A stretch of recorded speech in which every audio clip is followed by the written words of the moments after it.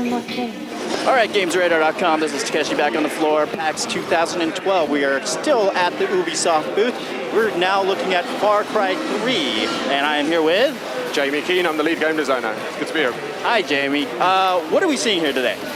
Today we're showing the open world demo. Basically, this is the kind of the promise of the real life of the world that we have in the game. I think so far we've shown a lot of kind of really directed narrative missions. So this time I think it's really important to show people that the world is really huge, that there's a lot of stuff that you can do in between missions, and basically it's just all about players getting out there and enjoying the world and finding out what's going on in it.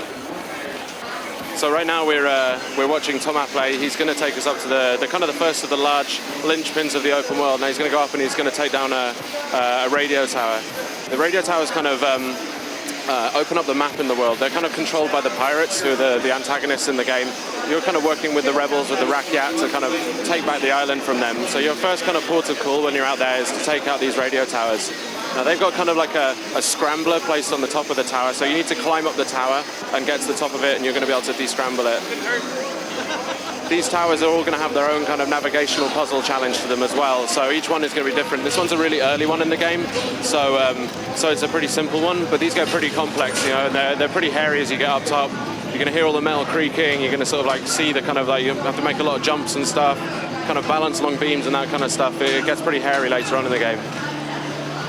So as you can see, as we start looking out over the rest of the world, you start to get a good viewpoint from these towers as well. You'll see them kind of dotted around the landscape. And that kind of gives you a bit of an idea of the scale of the game and what we're talking about here.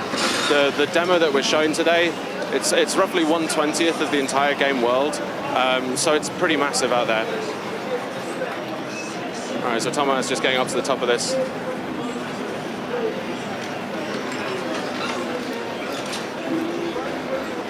You're going to start seeing the camera swaying and stuff as you get up to the top. We really want to get this feeling of vertigo with these towers. There was also a good viewpoint to kind of check out the rest of the world, have a look around. One of the things that you can see from the top here as well is all these columns of black smoke. Now, these columns are kind of like outposts. The outposts are the kind of the second big linchpin of the game world. Basically, we want the ability for the player to be able to change what's going on with the world, to change the kind of feel of the place, to turn it from this kind of fully hostile place and somewhere that's a bit friendly, a bit less kind of constantly in your face, let you get on and explore more of the world if you want to. All right, so we're showing these points of interest. With each radio tower that you unlock, you're going to get shown a couple of places that you can go to explore. They're going to have things like, collectibles, relics placed at them, that kind of thing, so you can really get in and get into more of the exploration side of the gameplay. All right, so Tom has opened up the map here. As you can see, it's all red. We've got these kind of control zones around the outposts. He's just going to pan back out so we can kind of see the scale of the world. So it's a pretty big place. Now, each of these red flags is one of these outposts I was talking about before. So Thomas is going to go ahead and he's going to get down there and take one of these ones out. When you do take out the outpost, there's a couple of things that you're going to get from it as well. It's going to become a fast travel point for you, so you can kind of always get there really quickly. It's going to enable you to move around the world very quickly if you want to. And then also it's going to allow you to buy stuff from the shop. Every time you unlock a radio tower, it's kind of unlocking weapons, so you're going to get access to new weapons, and then you can buy them at the shops in the world. All right, so Thomas just come across a roadblock. See how he does with it. This is the other thing that's going to happen when you take out an outpost, is that these guys right now, that because they're kind of based in that outpost, you're going to run into encounters that they're going to basically try and shoot you in the face a lot. But basically, once you've taken the outpost, the rebels move in, they take it on, and it suddenly becomes friendly. Okay, so he's just hightailing it out there right now. Slightly reminiscent of the sort of Assassin's Creed towers. Yeah, I mean, we've taken some cues from some other games with sort of the way that they work and stuff. I mean, I think that we wanted to try and make it our own, obviously, this idea of the scramblers and the radio towers and that kind of stuff. But it's a really good way of kind of getting you to a point where you've just got a little bit of a hiatus from the world. You've got a good view around, you can kind of check things out, a bit of time to kind of scope out what you want to be doing in the world. All right, so Thomas taking an interesting route down that mountain here. It's important that players kind of are able to do this as well. We want to try and make if you want to drive around, if you want to go and like just kind of head off piste and go and do whatever you want to, that it's there that you can do it. All right, so we're getting pretty close to the outpost now. Okay, he's trying to work out a way that he can get down. All right, he's found a rope bridge across. Let's see where that takes him. Looks like we've got some dogs on the other side here as well. The world's not just going to be populated by like human NPCs. You're also going to have a lot of animal NPCs around as well. So here we got dogs. If you get too close to them, then it's going to go pretty wrong. So as you can see, Thomas is having to now defend himself against these things.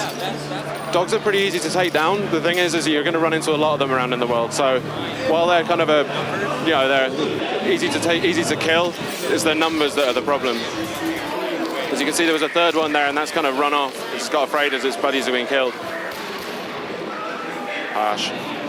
If I remember correctly, you can use them as sort of a weapon, well, right? Yeah, absolutely. I mean, you saw Tomo as well. He's kind of skinned it. That means that later on he'll be able to sort of use that to craft some stuff. If you are using the animals cleverly, though, you can actually get them to kind of do your work for you. We'll probably see in one of the outposts later on, we actually have a lot of outposts that have animals in cages. There's all sorts of nefarious things that the pirates are up to. One of them is kind of like an illegal animal trade. So they've got these animals in cages at outposts and stuff. What that means, though, is that you can kind of shoot the cage and open it up, and the animal's going to go and get involved in the outpost, and it's going to go do a lot of the dirty work for you. Thing is, if you let a bear go, there's a bear around as well, and you need to get into that place too, so it doesn't always necessarily work in your favor. All right, so Tomo's coming up here quickly, pretty sneakily. He's got the bow out here. Now he's just taking out the camera now. Now the camera's a really, really good kind of tactical tool. It means that you can kind of use it, zoom in, tag these guys. It means you can kind of plan your approach a little bit better, kind of work out what they're doing. Once they're tagged, you kind of have their point in a 3D world and then also on the mini-map as well. So you can kind of see what they're doing and see what they're up to, so you can plan your attack a bit better. That detection arrow that you just saw there, if that fills up completely, then they're going to spot you. If they spot you, then they're going to go into combat. The thing with the outpost as well is that there are alarms in every outpost. You can see that kind of klaxon there. So if they detect you, they're going to run to that. They're going to flip that switch. If they flip the switch, they're calling in reinforcements. Things are going to get a lot more messy for you. All right, so Tomas, he's got to be careful here, because if this guy spots him, it's all going to kick off. All right, so nice stealth kill with the bow there. Looks like that guy might have heard something. Oh, nice shot in the face. It's the great thing about the spread of weapons that we have, that you can really tailor the kind of gameplay that you want to do. So Tomas really approaching this in a kind of stealthy way right now, until he got the Magnum out. But it's really up to you to decide how you want to do it. You can play it stealth, you can play it way more action-oriented. It's really your choice. See if you can keep it running. All right, so that guy spotted him now, so this is the thing. Any other guys that are in this base, one of them's probably going to head for the alarm. I think that's him heading off right now. Tommy needs to try and stop that guy from hitting the alarm, because if he does get there, then all hell's going to break loose. Yeah, he's going for it now. Okay, so he didn't quite make it. So that means that now these guys are on their way in, and there's not a lot that Tomo can do to stop it. They're coming in, the alarm's gone off. See what he does with it. Right, so that guy's down. He's got a little bit of time to kind of prepare. You can see all right, so he's got the C4 out. This is probably a good call. This is the thing, if the alarm kind of gets set off, you can kind of prep. You're gonna hear radio calls telling you which direction they're gonna be coming from, so you can roughly prepare which way that they're gonna be arriving from. All right, so this is a pretty serious set of reinforcements here. Oh, ooh, nice. Wow. Okay, so this is the thing, taking a wee bit of time just to prep, it really pays off. All right, so Tomo needs to kill these guys off, and then if he manages that, then he's going to take the outpost over, and it's going to become kind of his castle, his territory. Okay, he's gone for the shotgun now. There's no point in trying to be stealthy about this. He just needs to go really all guns blazing on them. It's just one more guy to kill, and then I think he's going to take the outpost over.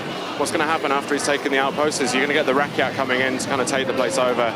Also, taking radio towers and outposts, it unlocks new elements of gameplay. So the world's going to become a lot less hostile to you, but you're going to get a lot of side quests and things like that to get involved in.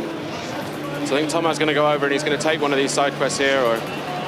So here we go, there's the Rakyat, they've come in. So they're going to hold on to this place and defend it now. Okay, so he's actually heading into the outpost now. You can see here, this is kind of one of the mobile gun shops. You can get access to new weapons, get access to new gear. You can upgrade your weapons, give them extra ammo, give them sights, silencers. Again, it's really about choice. Choice is super important for us in the game. It's all about making sure that that you can choose what you want to do.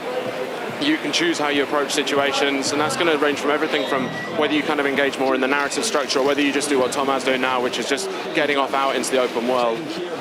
All right, so we've got a wanted dead mission here. Now these basically are kind of like little mini stealth assassination missions. Tomo needs to go and find these guys, track them down. They're kind of like a last knot of pirate commanders that are left on the island. So you can check it out on the map. He needs to head up there. The thing is that as you're trying to follow the path of the warrior, which is kind of becoming a Rakat warrior yourself, it's important that you're kind of learning their traditions and stuff. So the idea here is you're kind of going to exact a kind of traditional revenge by using a knife to kill these guys, which is kind of the old, ancient, hand-to-hand, honorable way of doing things. What that actually is going to mean in terms of gameplay is it's way more stealth-heavy. So again, things like the camera are going to come into play. Toma can barrel up the road here in the Jeep. When he starts getting close, though, he's going to have to be a little bit careful about just getting straight into the middle of it. Driving is obviously a very, very important part of the game. You know, it's a big part of Far Cry 2. We really wanted to concentrate on improving the driving experience, adding more modes of transport, making sure that players can choose, you know, air, sea, land, it's up to them.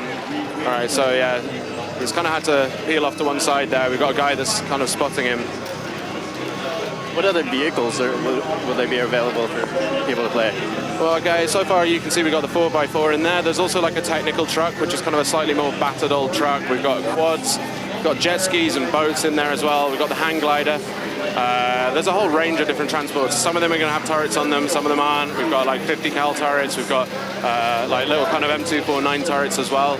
So if you find one of those, it's that kind of similar gameplay that you had for Far Cry 2, where you kind of want to husband it and hang on to it for as long as you can. Okay, so Tom has used the camera here to spot these guys. And as you can see, we've got the special guy there in the middle. You can tell that because of the kind of the yellow thing on top of his head. These guys are going to be a lot tougher than your normal characters, so you need to be really careful around them. They're a lot more aggressive, they can do a lot more damage, and they can take a lot more damage as well. So Toma's going to have to be a bit careful about how he approaches it. All right, so he's charging in, and there we go, he's done the takedown. Now, takedowns are also a really important part of the game, and again, it's this idea of, you know, following the path of the warrior.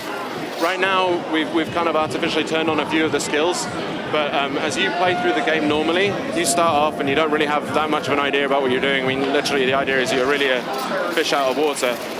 Then, as you kind of progress through the narrative and as you progress through the skill tree itself, you gradually become more and more adept at the things that you're doing in the game world.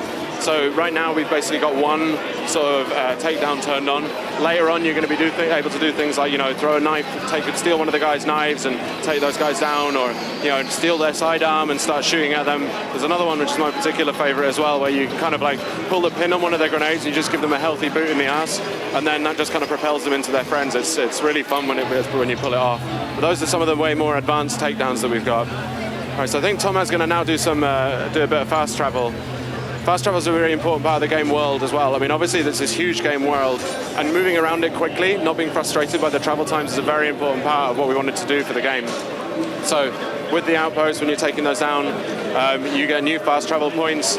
He's come back down to Amanaki. We're going to have to sprinkle around these kind of slightly more friendly areas. This is Amanaki town. This is kind of like a slightly safe zone, so, you know, there's no weapons in this area. It's very friendly. The people around here are kind of like a lot, you know, there's nobody here that's going to hurt you. Just gives you a bit of time to kind of rest and recuperate, get yourself kind of sorted out. Okay, so he's gone to the shop now, and he's going to kind of upgrade one of his weapons to make sure that it's kind of a little bit more stealth friendly. He's just bought a suppressor for it, so now it's a really, you know, a very, very serious stealth weapon, in fact.